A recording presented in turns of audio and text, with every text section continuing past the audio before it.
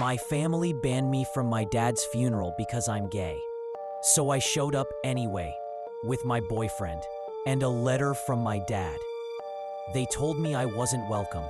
Not in those exact words, of course. It was a voicemail from my Aunt Kathy.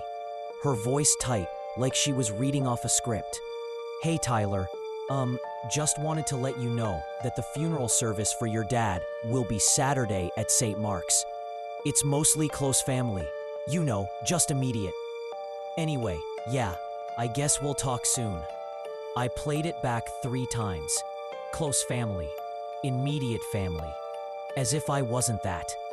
As if I didn't spend the last 6 months driving 3 hours every weekend to visit Dad in hospice, brushing his hair back when he was too weak to lift his head, holding his hand when his body trembled from the pain.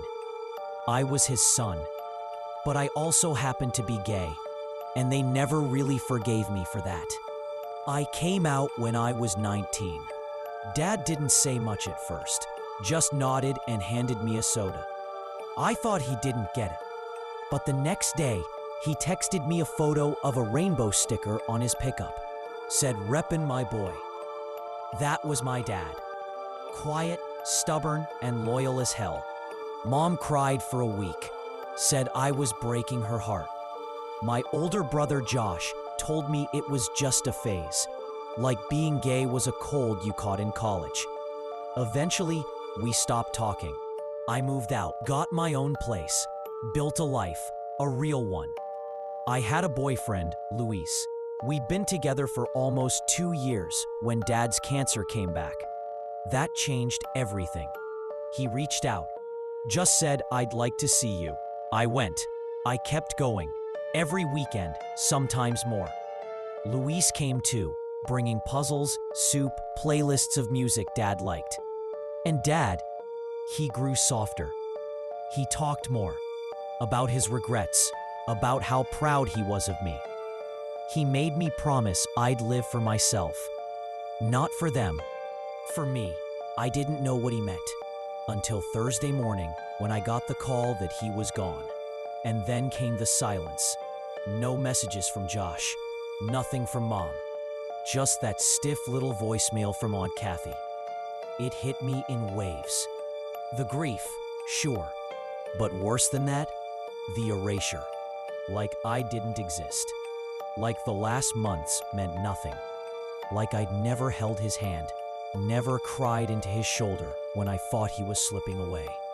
Luis found me in the kitchen, staring blankly at the toaster, holding my phone like it had burned me. "They're cutting me out," I said. My voice didn't even sound like mine. "They're pretending I don't belong there." He didn't speak right away, just took my hand, warm and solid. Then he said, "Do you want to go?" I nodded. "Then we're going." I blinked. "We?" Luis smiled. "Damn right." Saturday came. I wore the tie Dad gave me on my 21st. Navy blue with tiny fishing hooks. He said it was ugly, but lucky. Luis wore a black suit. He held my hand in the Uber the entire ride to the church. I kept touching the inside pocket of my coat. The letter was in there, still sealed. When we got to St. Mark's, I could already feel the tension. Eyes flicked toward us the second we stepped through the doors. My mom froze mid-conversation. Josh did a double take like he saw a ghost. A few cousins looked away entirely. Aunt Kathy approached like a cruise missile. "Tyler," she hissed. "We said this was for family." "I am family," I said.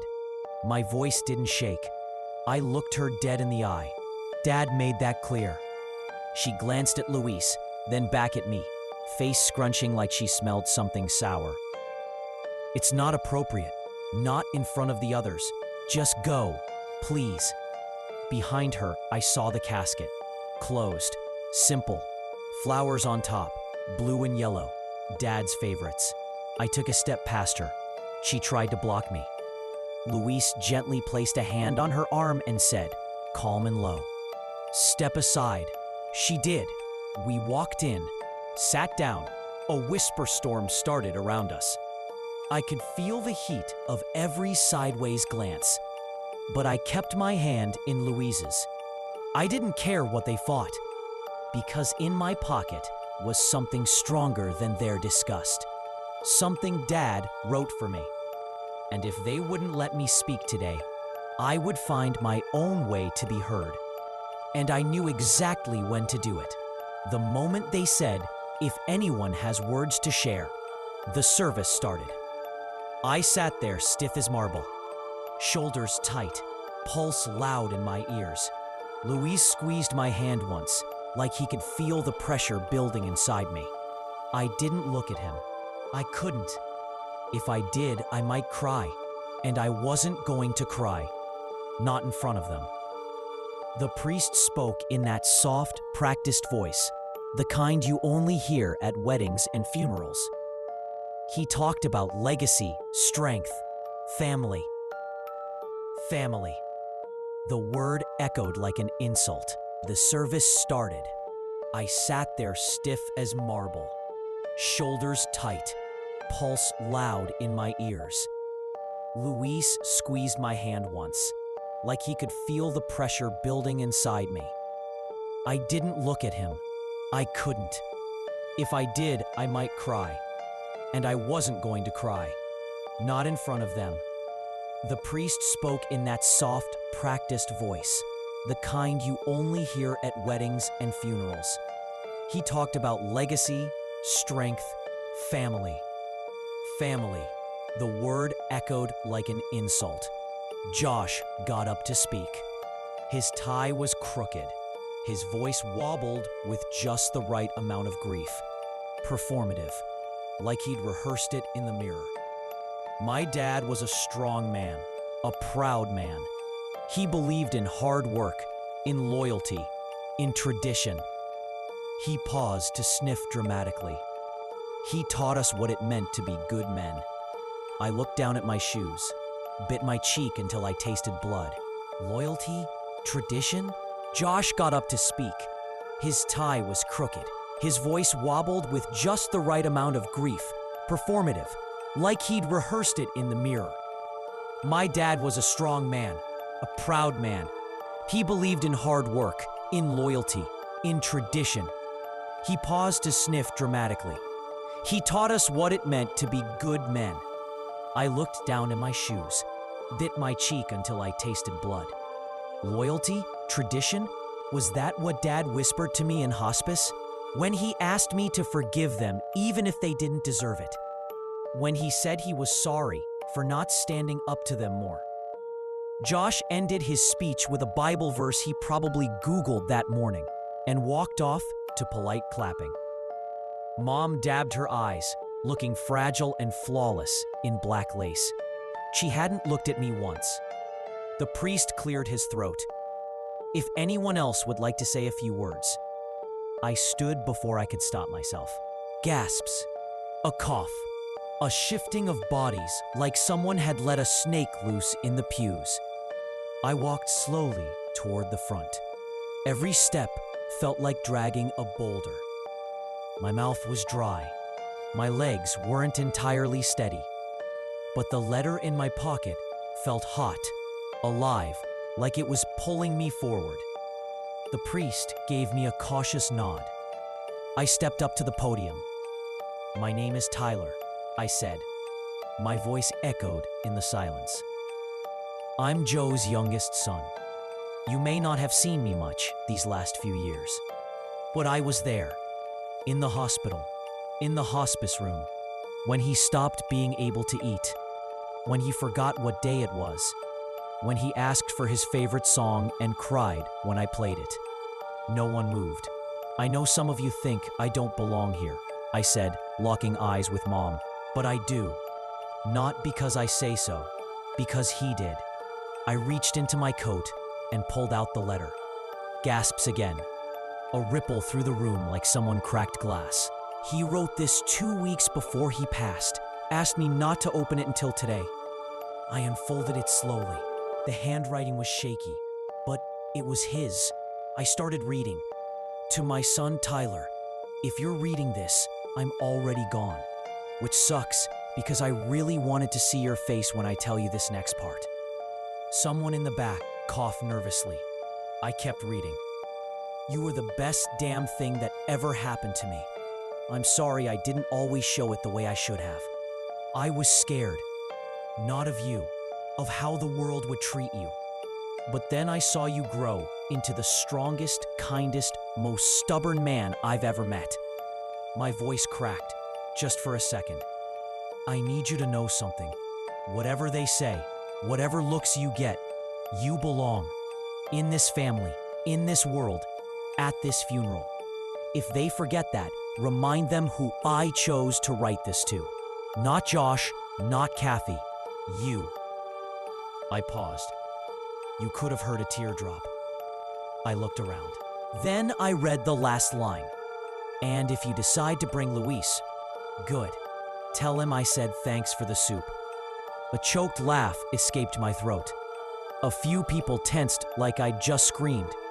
I folded the letter slowly, slipped it back in my pocket, and said, "Rest easy, Dad. I'll take it from here." Then I walked off the stage, not to the back, but straight toward Luis. He stood up and opened his arms, and I stepped right into them. And that's when my mom finally stood too. Not to clap, but to speak. My mom stood up slowly, like her body was made of glass. Her mouth opened, but no sound came out at first. Then she whispered, "How dare you?" I turned toward her. "Excuse me? You took this moment," she said, her voice sharpening with every word, "and made it about you, about your lifestyle, about your little boyfriend. This was supposed to be a family goodbye." I laughed, bitter and soft. "You mean the family I wasn't invited to join?" "This is not what your father would have wanted," she snapped. Luis took a step forward, but I stopped him with a glance. "No," I said. "That's exactly what he wanted. He gave me that letter, Mom. He asked me to read it. You may have shared a bed with him, but you never knew him like I did. Not at the end." Her face flushed. Her lips trembled, but not from grief, from fury. Josh stood up too, hands out like he was defusing a bomb. "Okay, that's enough. Everyone's upset. Let's not turn this into a scene." "It already is a scene," I said. "One you all created the second you tried to erase me." A murmur ran through the pews, people shifting, uncomfortable. Cousins I hadn't spoken to in years looking down at their feet.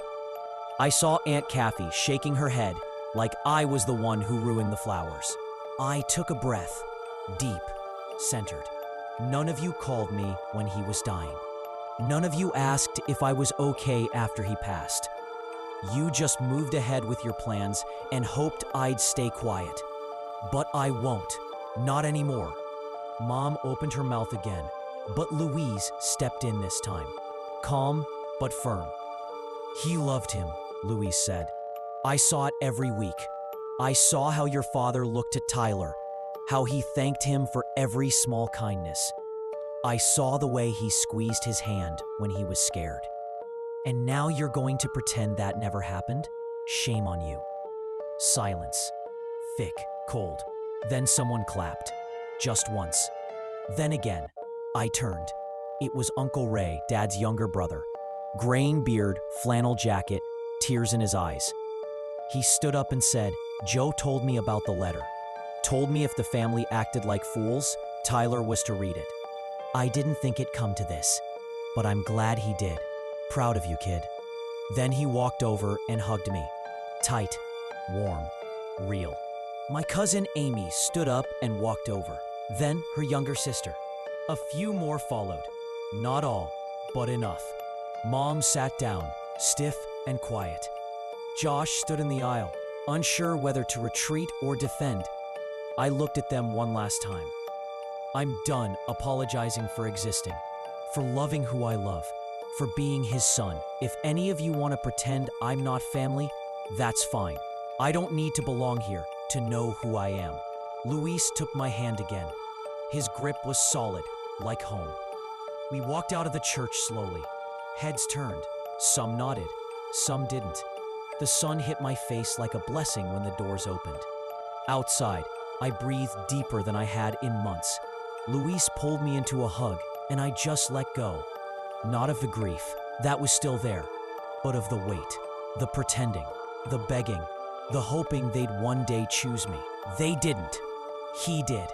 That night, we lit a candle in our apartment.